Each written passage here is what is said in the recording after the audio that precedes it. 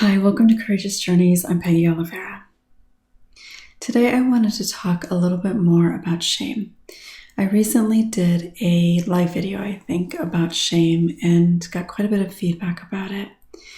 The reality is that for all of us, we experience shame.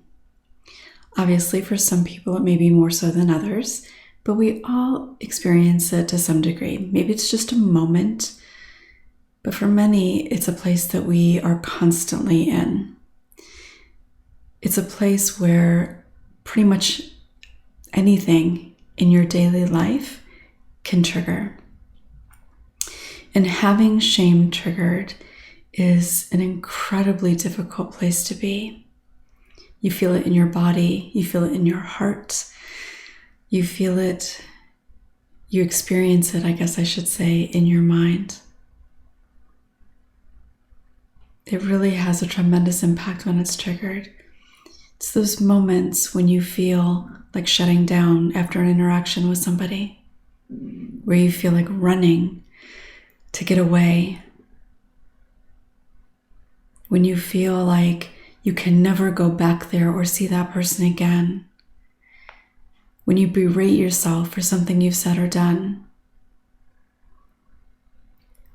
For many people, it can send you into a place where you feel completely hopeless and want to end your life. I've said this many times before. I believe that shame is the most self-destructive emotion that we experience. I think it's the most damaging aspect of sexual abuse. It's the thing that sometimes can be the hardest to heal. But it is possible. And I talk about how you do that on a different video. But today, I want to talk about the difference between screwing up, which when you are filled with shame, automatically leads to shame, making a mistake, and being able to accept responsibility for that without it leading to shame. Because for so many of us, making a simple mistake can send us into a huge shame spiral. It can feel completely overwhelming, and we can be consumed with the thoughts that are going through our mind about it and the way that it feels in our body. And it's often that feeling in our body that creates that sense of wanting to escape, wanting to hide. And in those moments of shame, we want to pull back and hide. But if we can stay connected in those moments, it will make such a significant impact on not only how we feel in that moment, but our ability to release that shame. So, we all make mistakes. We all make mistakes. It's part of being human. Sometimes those mistakes are really small and pretty insignificant, even if it may not feel that way. And sometimes those mistakes are incredibly life-altering. But the reality is that, really generally speaking, 99.9% of the time, the mistakes that we hold on to that we feel shame for are not things to feel shame about. Now, they may be things to feel badly about. They may be things to feel guilty about. But those are not at all the same as feeling shame.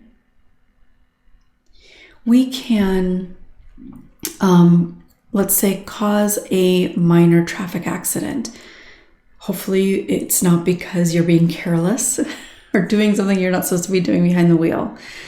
But causing a minor car accident, probably it's a mistake. It's why it's called an accident. Let's say that nobody is hurt. If you are somebody that tends to carry shame, and that shame is easily triggered, if you cause a minor car accident, let's say there's actually damage to a car, maybe not significant damage, and nobody's hurt. If you're filled with shame, that car accident, you're going to feel this overwhelming sense of fear, uncertainty, anxiety, shame.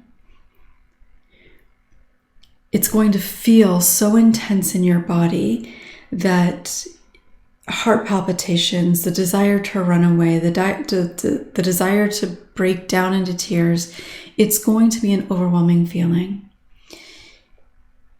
And in many ways, even more significantly, you're going to have thoughts that, oh my God, what have I done? Oh my God, I'm going to go to hell. Oh my God, I'm such a horrible person. If you are filled with shame, you've had these kinds of experiences and you know the kinds of thoughts that go through your mind specifically. But it's going to be a really intense reaction. You're going to feel embarrassed. You may recognize shame or you may not, but it's going to be something that leaves you feeling that you're a horrible person for what just happened. And the reality is, for people that are filled with shame, even if it wasn't your mistake, there's a good chance that you'll be filled with all of that. But for today, I'm talking about when you've actually made a mistake, when you've done something that you wish you could take back. So in that example of the car accident, if you're not somebody who tends to hold on to shame, especially not deep-seated shame, then you cause a car accident. Again, it's an accident, not because you're doing something reckless or careless. And you might feel heart palpitations or whatever because you don't know the extent of the damage. You don't know how the other person is yet. But instead of going to that place of, oh my God, I'm such a horrible person, I should have known better, what are people going to think, like all of that kind of stuff, you might get out of the car and say, oh my God, I'm sorry.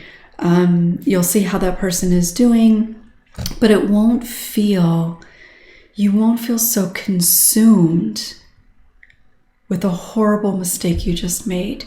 You won't be consumed with the idea that making this mistake proves how horrible or undeserving person you are. And if you're filled with shame much of the time, you know those kinds of thoughts. But if you're not going to go to that place. You're just going to think, okay, what can I do? What do I need to do? How can I fix this? Is there something that I can do better next time so that it doesn't happen again? So if you've watched Brene Brown, she talks about the difference between guilt and shame. And she talks about it, I think, in the sense that guilt is I did something bad. Shame is I am something bad. And I would agree with that. But this is kind of how it shows up in our lives, right? So that's one example. Another example is getting caught up in something for any number of reasons, but getting caught up in something that we end up feeling badly about. We know that we screwed up. We know, I should have done that better. I wish I hadn't said that. And I'm thinking of, I've had conversations with people over the years that are very similar to this, and friends and clients. And you can sometimes find yourself in a situation, whether you're reacting to something or you're wanting to make somebody happy, you're wanting to avoid feeling embarrassed. So maybe you do or say something that isn't necessarily true or isn't necessarily an accurate representation, or even saying things that may be hurtful to somebody else. We can all relate to that. We've all said things that weren't necessarily nice. We've all, especially with partners, oftentimes, the people that we tend to feel most vulnerable with, we've sometimes said things to smooth the waters a little bit, to not make somebody upset. And sometimes it's because we don't want to hurt them. But sometimes it's because we don't want to deal with the consequences of upsetting somebody, because maybe what we said wasn't true, maybe what we said we're not able to follow through with, whatever it might be. And in these situations, one of the ways that you know that shame may be triggered is there's two things. One, you might have a really difficult time saying I'm sorry. The other is you may project that the real problem is somebody else. So those two things, I'm actually going to make a little note here so I can remember what I've just said, and projecting. So have you ever noticed, maybe it's you, maybe it's other people, there are some people who have a really difficult time apologizing. There are also a lot of people who apologize for everything, no matter what, and that's a whole different issue, and that's also not healthy.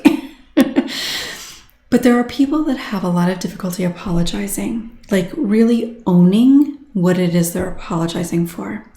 And this is a very common thing.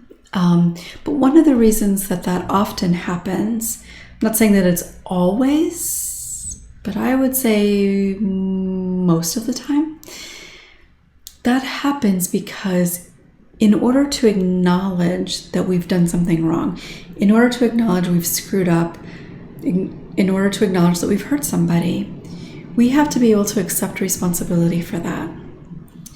But when we're filled with shame, whether we recognize it or not, when we're filled with shame, to acknowledge that we've screwed up in some way or made a mistake reinforces that unworthiness. It reinforces that shame. And in that self-protective place, which is a natural coping mechanism, but in that self-protective place, we can't accept responsibility. We can't acknowledge that we've done something wrong, because in that acknowledgement, we are accepting that idea that we're unworthy. We're accepting the idea that we're bad in some way, which of course is not true. But when you're filled with shame, you can't see that.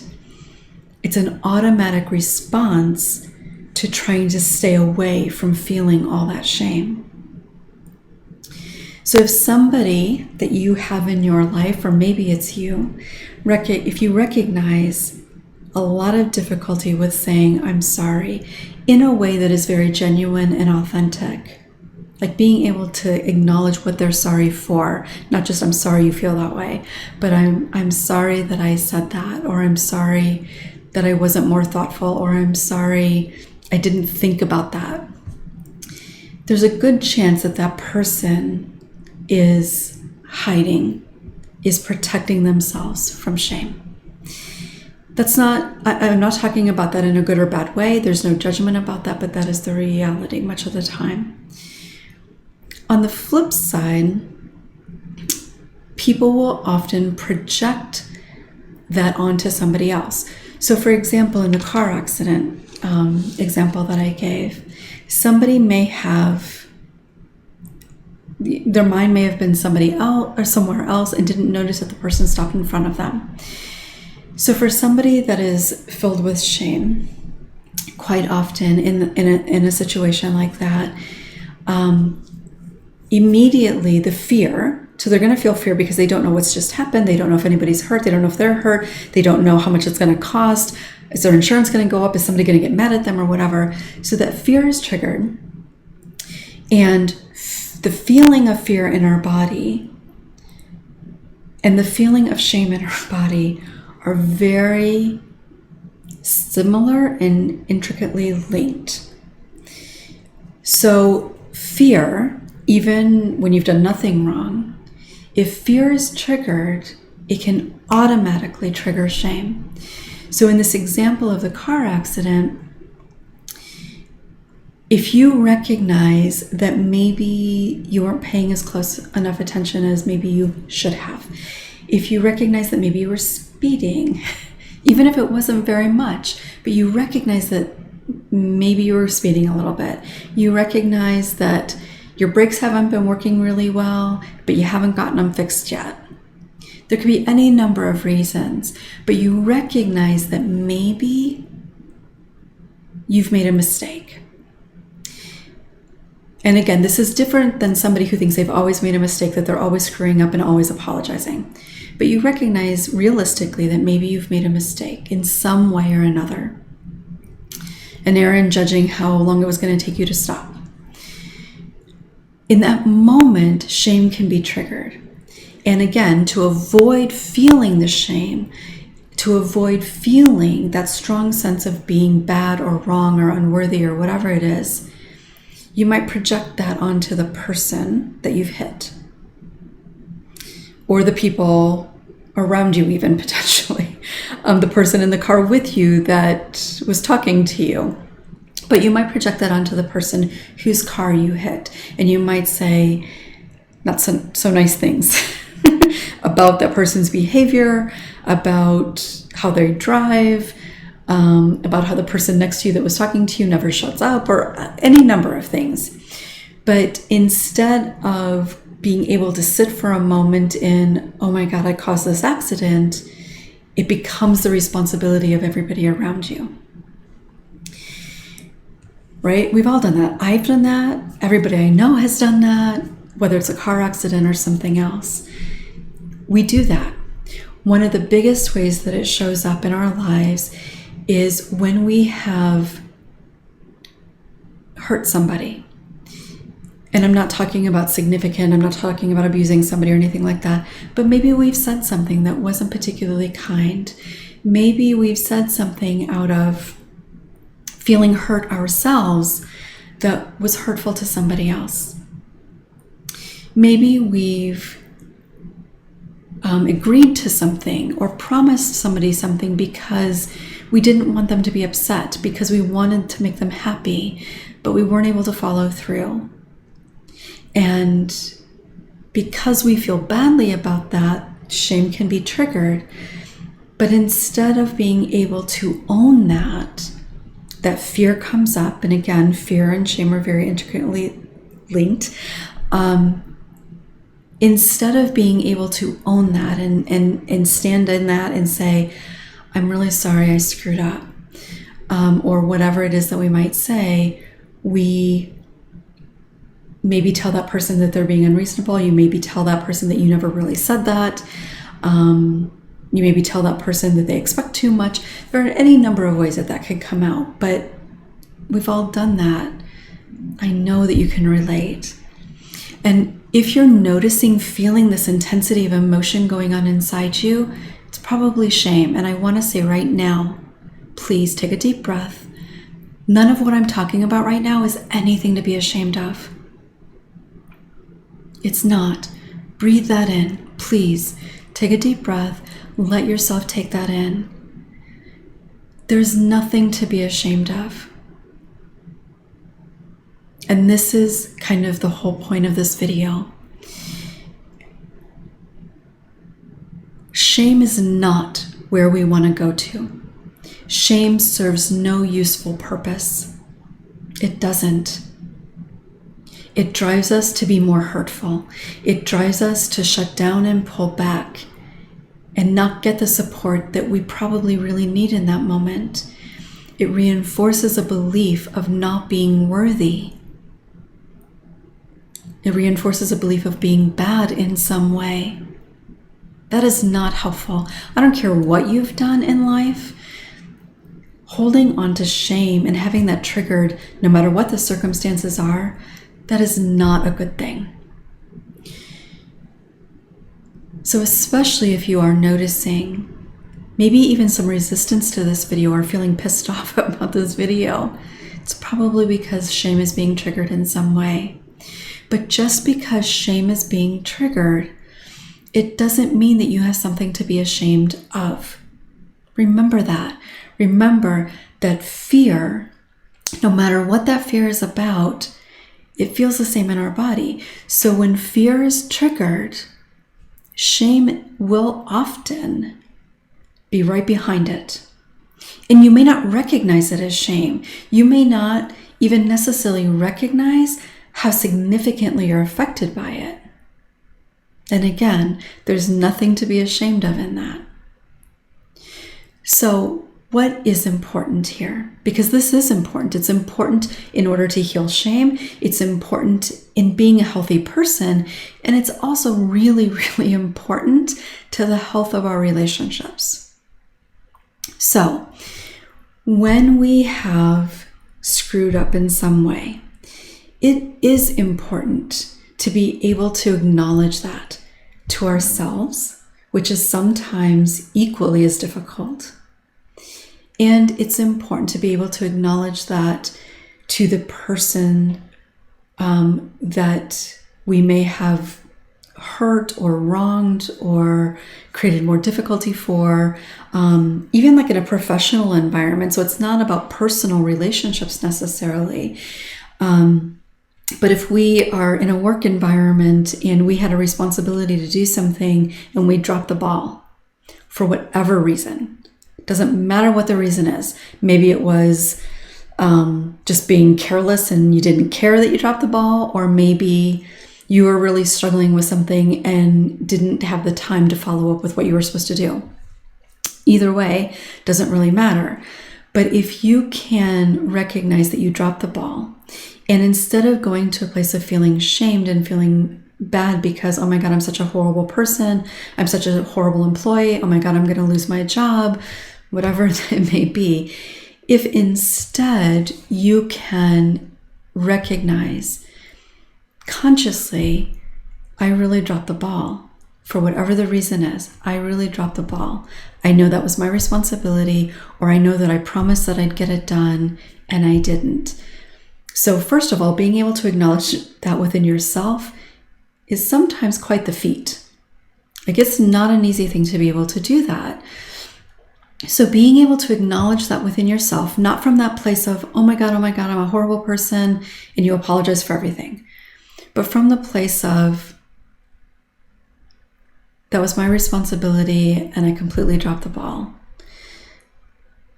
What can I do now? So maybe part of that is acknowledging to a person or people or whatever, your boss, a coworker, being able to say, I'm really sorry. I know this was my responsibility. I completely dropped the ball. What can I do to make it right? That's a really healthy way of dealing with feeling badly for dropping the ball, for not following through with something you said you were going to do. Accepting responsibility. Yes, I said I was going to do this and I didn't do it.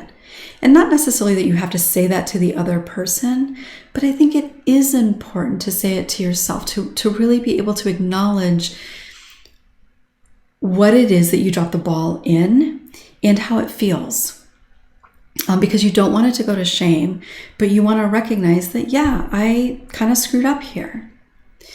So being able to then, once you acknowledge that within yourself and not feel shame about it, not feel overly apologetic for it, like, and we know those people too, right? And again, that's not healthy. The people that apologize for absolutely everything in their life, that's not healthy. There's another reason that happens. And actually shame can be related to that, but that's a whole different thing. But being able to say, I'm sorry, I dropped the ball. Maybe you let that person down. Maybe being able to say, I'm sorry if I let you down. What can I do to make it right? And then you go from there. And maybe at that point, there's nothing that you can do to resolve that specific thing. But you can resolve within yourself, if you're not filled with shame, you can resolve within yourself that, okay, next time if I'm not feeling well, I need to let the person know earlier. Or if I've taken on too much, if I have too much on my plate and I'm not sure I'm going to be able to do it, I need to let that person know. So you're accepting responsibility without going to a place of shame and thinking, oh my God, I'm a horrible person. Next time I need to just buck up whether I'm sick or not and do it anyway. No, that's not the resolution we want here. The resolution is, how did I drop the ball? Why did I end up dropping the ball? And then what can I do differently next time? That's healthy. That's healthy responsibility. That's healthy owning dropping the ball. That's healthy. That models good behavior to your children and those around you. And also, let me say this. I'm not perfect at this. So I'm not saying that I am the perfect image of health when it comes to this and you just need to do what I'm telling you to do. Absolutely not. Because depending on how vulnerable we are, it's going to make it that much harder to do that thing where you stand up and accept full responsibility. If we're feeling vulnerable, whether it's about shame or not, it's going to be harder to do that. And the reality is that we live in a world where strong people take on a lot of tasks, where strong people push through and do it anyway, where people don't make excuses and they fight through it or whatever. I don't know.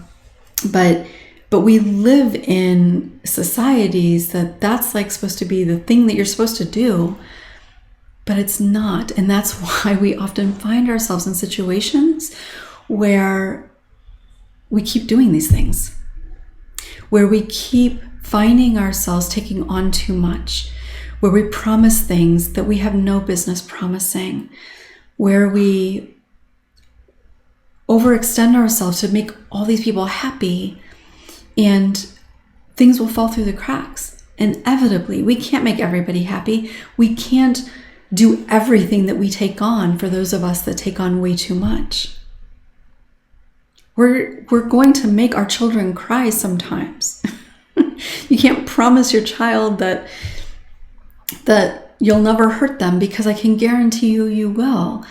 But if you've promised it and then you hurt them, and again, I'm not talking about extreme situations or abuse or anything like that. I'm just talking about the natural reality of being a parent. But if you've promised it and then you hurt them, you're going to feel ashamed, because you're going to feel that you've completely let down your child and they'll never forgive you. But if we can own it in those moments, and shame and parenting, I don't know any parent that hasn't struggled with shame. But shame and parenting is a big avenue for a lot of people where shame continues to come up. But even with children, we're going to screw up. And when we can come back to our child and say, or anybody, a partner, a coworker, a friend, when we can come back and say, you know what, I am really sorry that I said that. I'm really sorry I did that. When you know that maybe you overreacted or said something hurtful or didn't follow through with a promise. When you can come back to that person and say, I'm really sorry. I'm sorry if I let you down. I'm sorry if I hurt you. When we can come back and say that, we don't end up feeling shame around it, because we're accepting responsibility, which actually makes us feel stronger as individuals. It strengthens us personally. It strengthens our relationships. And if all of us were able to do that, we'd live in a very, very different world. But that's not natural. We need to be at a certain level of health within ourselves. We need to be, first of all, at a certain level of awareness within ourselves to be able to do that. And the reality is most of us are not particularly self-aware in a broad aspect. We may have self-awareness in certain areas, but not in the totality of who we are. And that's true for all of us. Again, I'm not sitting on a soapbox saying that I've got this all figured out. But when we can do that, it doesn't create shame. And I also want to be very clear that we need to understand the shame that already exists within us.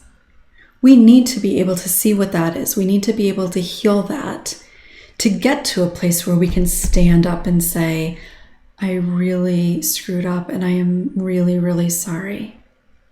And that's not an easy thing to do. But when we can do that, it creates healing within ourselves, and it absolutely creates healing for the other person and for that relationship. And if you have children or you have people in your life that you love and they struggle with that kind of stuff too, or maybe they're an over-apologizer, it is actually really beautiful modeling for those around us. So, to kind of sum this up, it is important and healthy to be able to fully accept responsibility when we have made mistakes or screwed up in some way. And that can look a lot of different ways. Like I said, it could be like a car accident or bumping into somebody, like in a, I'm thinking of like a restaurant or something like that, like a buffet. Like maybe you bump into somebody, and if you're an over-apologizer, just bumping into them, you're going to like, oh my God, I'm so sorry, I'm so sorry, I'm so sorry. Or if they bump into you, you're going to say, oh my God, I'm so sorry, right? I know there are so many of you that can relate to this. I was one of those people too. And out of habit, I might still do that on occasion. I'm not quite sure. I don't think so, but I might. But over-apologizers will apologize when somebody else has bumped into them. Even if that person bumped into them and made them drop their food and did it because they were being careless. And maybe that person doesn't even acknowledge it, but an over-apologizer is going to apologize for that. But let's say you bumped into somebody and maybe just bumped into them, and you can say, I'm sorry. And then you go about your day because everything's fine. And there's nothing to be ashamed of in bumping into somebody. Let's say you've bumped into them and you've made them spill something. For people that are filled with shame, very often they will go to that place of feeling horrible, feeling completely embarrassed and feeling ashamed, and still quite likely saying, I'm sorry. But they will be filled with shame and want to escape, like they'll want to leave the restaurant. When you're in a healthy place, you can say, oh my God, I'm so sorry, or whatever you would say. And then maybe even help them like clean it up or whatever. Not saying you have to do that, but acknowledging it, being able to accept responsibility. And in that situation, accepting responsibility might be kind of helping clean up the mess. So you can do that. So that unhealthy version is being filled with shame and embarrassment and fear, and you want to escape. Or from a healthy place, like being able to feel badly maybe about it, but not be filled with shame and feel like you need to escape and, oh my God, I'm such a horrible person, I can never go out again, that kind of stuff. If we do something because we're reacting and we say something that is hurtful to somebody, being able to, it's probably not going to happen in the moment, because if you were fully conscious and aware, you probably wouldn't have said anything to hurt somebody. So when you become aware, when you're able to not be filled with shame, because if you're filled with shame, you're either going to feel like a horrible person and undeserving of that relationship, or you're going to project that and sit and kind of replay over and over in your mind why that person is such a bad person and what they did to make you say those things or whatever. That's what we don't want. That is shame, and that needs to be healed. When you're in a healthy place, you can come back and say, I'm really sorry that I said that. I'm sorry that I hurt you, or I'm sorry if it hurt you. I'm sorry that I said that. Without blaming the other person for doing it. Maybe they said hurtful things too. And they need to accept responsibility for that. Maybe that person isn't very healthy. Maybe they can't do that yet. But you can still do that. You can accept responsibility for your part, even if somebody else doesn't. And I've been on both sides. I have been the person who just automatically was filled with shame and retreated, and I would have been more of an over apologizer probably than a person who didn't apologize. But I have been the person absolutely that has been filled with shame and didn't know what to do about it. Because of the healing that I've been able to do, I have, and no longer holding on to shame around anything. That doesn't mean that I don't feel guilty at times, or it doesn't mean that I certainly don't take or screw up and take responsibility. But because I'm not necessarily filled with shame any longer, if I have done something that was an accident or a mistake or something like that, or if in a moment I've reacted in a way that I'm not happy about, whether it's been hurtful to somebody else or not, I can go back. And while it may not be easy, I can go back and say, I'm sorry. I'm sorry I said that. I'm sorry I did that. I'm sorry I didn't listen. I'm sorry I overreacted, whatever it may be. We need to be able to get to a place where we can do that. But the only way that we can really do that is if we are able to heal the things that we feel shame around. So how do we do that? Well, I've talked about this in other videos, and I'm just going to very briefly kind of identify that here. So if you haven't seen the videos or the video that I'll try to remember to share a link when I upload this so that you can take a look at that. But okay, how do we recognize that we have shame? First of all, through this video, I kind of describe some different reactions. So any of those are a pretty good indicator that there's some shame there. The other thing is, if you are absolutely adamant that you don't have any shame, there's a good chance that you do. And I'm kind of laughing about that because I've known a lot of people who, like, really, I couldn't even tell you how many people. I've known a lot of people who will initially say, oh, I don't have any shame. And even like around abuse, like, no, I'm not ashamed of the abuse that happened to me. I know it wasn't my fault.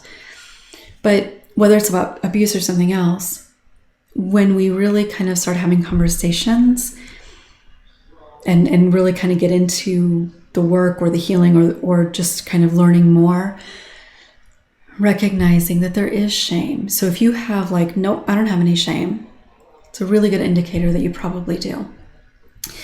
And then, of course, any of those really strong reactions. So first of all, just recognizing that, yeah, okay, I must have some shame here, even if you don't know what it's about. This is the first step, just recognizing that there's a good chance that there's some shame there. The next step is understanding, what do I have shame around? And it's much more complicated than this in a lot of ways.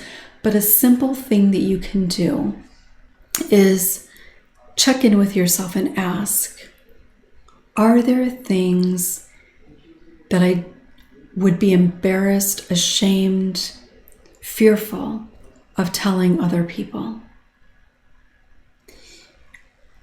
And if there are, and it could be something really minor, doesn't have to be anything big or anything even particularly personal. It could be any number of things, like way too many for me to ever be able to list off or even think about. But if there is something that you would feel embarrassed sharing with somebody, that you would be afraid that if you shared it, they would look at you differently, or that you recognize feeling shamed, like if you recognize that you would say to yourself, oh, I'm so ashamed of that, then there is shame around that thing. Maybe it's a fairly small amount of shame. And when we have a small amount of shame or hurt or anything really that we're not conscious of, it's going to feel much bigger than it actually is because we're not conscious of it. So it has a lot more power. So maybe it's a little bit of shame, or maybe it's a tremendous amount of shame. But that kind of, as a general statement, is a good way to identify what you might have some shame around. And the reality is, for most of us, there's going to be a lot of different things there. And again, some of them fairly insignificant, some of them really big. I can almost guarantee none of them are something for you to actually feel ashamed of. I said almost guarantee because I don't know you and I don't know what you may have done in your life.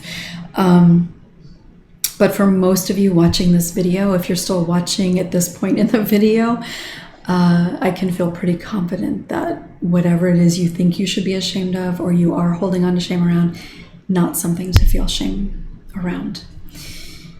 So recognizing, okay, this is what it is. Now, sometimes just the awareness that you have shame around that and being at a different place in your life now than maybe you were when that happened, you might be able to look at that and say, wow, I didn't realize I was holding on to shame around that. What the heck? That's not something that I need to be ashamed of.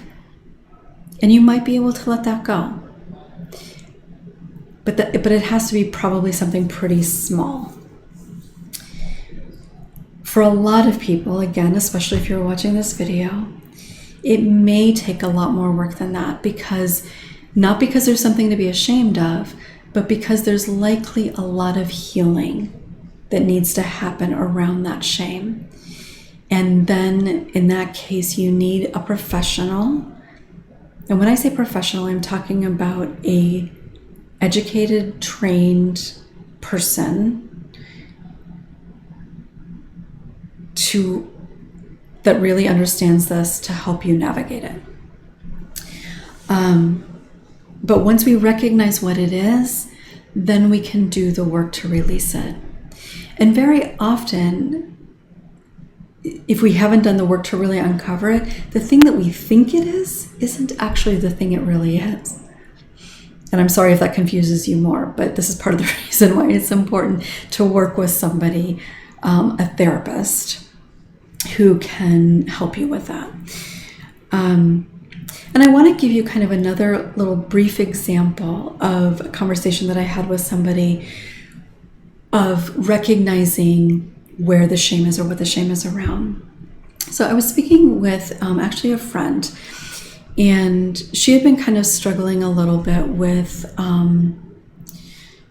not necessarily like clinical depression, but just kind of struggling with feeling down. There were some different things going on in her life and just kind of not being her normal self. She wasn't showing up in her life the way that she normally did. Not that that has to be a bad thing at all, but she felt badly about it because she felt like she was kind of letting some people down. And I think there might have been some fear about, well, what if it didn't get better or whatever. But we were talking, and I don't remember the exact words that were spoken, but she said, oh no, I don't have any shame about the fact that I was struggling with feeling depressed, for example. And I don't remember exactly what was said, but this is kind of similar to the conversation. So for example, she said, oh no, I don't have any shame about feeling down. I know that's normal. I know there's nothing to feel bad about. And I thought, good, that's great. I'm glad that you're not feeling, badly about that, because you shouldn't. And as we talked a little bit more, and I don't remember how we ended up here, but as we talked a little bit more, she became emotional in talking about how she felt she had let somebody down when she was struggling with feeling kind of down or depressed. And as we talked about it, she felt ashamed, and we were able to come to this conclusion. She felt ashamed that she let this person down. She felt afraid of the kind of consequences, in a way, of what could happen by letting that person down. So while consciously she could say, oh, I don't feel shame about that because I know there's nothing to be ashamed of. I know that people go through periods when they don't feel so great or whatever. Completely true, absolutely true. But the reality is that she did feel shame about it. She felt shame she felt shame about letting somebody down when she was in that place. And she felt fear around the possible consequences to letting that person down. And that fear, because again, what it feels like in our body is very similar. That fear then made that shame even bigger. So, and again, going back to the abuse thing, like a lot of people, in fact, on a conscious level, I think most people that I speak with can consciously say, rationally say, I know the abuse wasn't my fault. Like on some level, in a big picture sort of way, can say that. A lot of people have difficulty with that, so a lot of people aren't necessarily there. But like if somebody just said, like it wasn't your fault, they could say, yeah, I know. Like I was a kid, of course it's not my fault. But whether they're conscious of it or not, there are these ideas, these stories, these beliefs floating around in the back of their mind about all the reasons that it really is their fault. I didn't tell. I should have said no. I should have fought. But I loved him. Whatever. There's too many reasons that people go to in their own mind because it reinforces that it's their fault. But keeping in mind as you're listening to this and as you're thinking about where shame may be showing up for you, on one level, on a rational level, we may recognize, no, I don't have anything to be ashamed or to feel shame around with that. I know I didn't do anything wrong. But when it really comes down to it, are there things maybe about that or something else that you might hesitate to share with somebody? Are there things about that when you think about, you feel really badly about? Are there things that when you think about, fill you with this profound feeling of not being enough, being bad?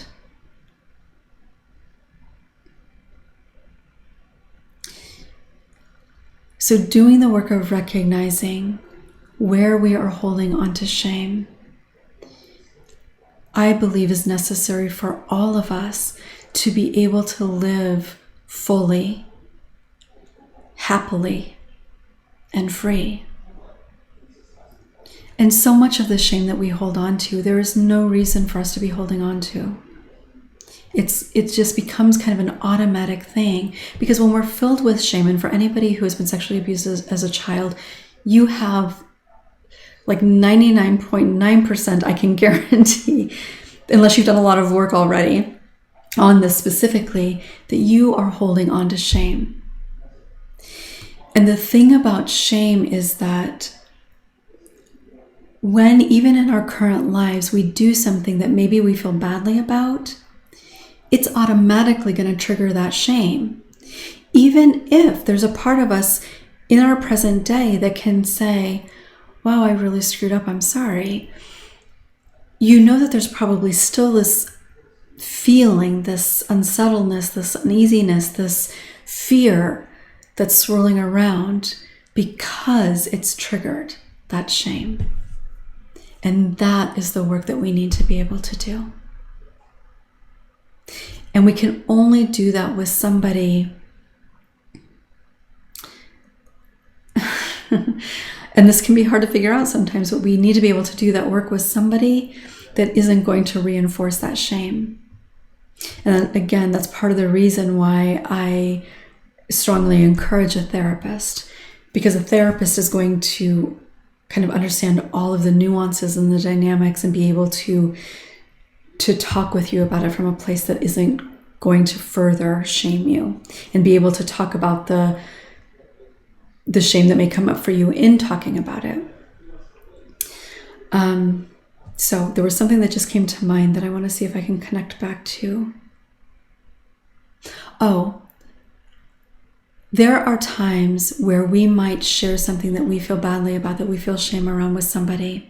And whether it's a person in our personal lives, or unfortunately, sometimes even a therapist, I have heard stories that are so disheartening. So sometimes even a therapist can do this. But but you've shared something and the person hearing it, maybe something within them is triggered, which is very often the case. And even with a therapist, if a therapist responds in an inappropriate way, it's because something with them is triggered too. So I guess I could say that it's because something within them is triggered that they respond inappropriately. If you share something and the person you're sharing it with responds in a way that is harsh or judgmental, try not to take it personally. Take a deep breath and say, okay, clearly this isn't the person that I can share this with. I need to find somebody else. And I know it can be incredibly discouraging, especially if you feel hurt by their response, but please don't let that be the end. And if it was a therapist who did that, please find a different therapist immediately. And I would actually encourage you to share with your new therapist the experience that you had, because it's important to be able to kind of heal that moment. Because if a therapist responds in a way that is not helpful, it can actually in some ways have even more impact in the big picture. So it's important to talk about that. And I've had situations where people have shared with me that they've shared an abuse experience, or a way that they've reacted or something like that, or something that they think or feel, and a therapist hasn't responded in a way. And in fact, I can think of a couple people right now who have shared with me where a therapist actually responded in a way that was shaming. I remember going to a doctor. It's been a few years ago now, but their assistant was asking all the questions that they had to ask, and the person clearly was uncomfortable when she asked, you don't struggle with addictions, do you? Or you don't have a problem with addictions, do you? And I kind of laughed because I thought, well, my God, if I did, I sure as hell wouldn't tell you. And I actually ended up telling her that she may want to work on rephrasing that. But even a situation like that, I didn't, but if I did, and I hadn't done a lot of healing, oh my God, I may not have even wanted to go back to that person. And then she also phrased a question about domestic violence in a similar way. And of course, if I were in a domestic violence situation, there's no way I would have told her. So the point being that sometimes even professional people, and certainly people who are not, can respond in ways that are not helpful. And if that happens, please seek out somebody that you're more inclined to get an appropriate response. So I know this has been a really long video, so if you are still on here with me, thank you so much for watching. Thank you for sharing this space with me. Thank you for sharing yourselves with me. And I will look forward to seeing you next time. If you've got any thoughts, comments, please share them below. I love hearing from you and what this brings up for you. So thank you again for watching, and I'll look forward to seeing you next time. Have a beautiful rest of your day.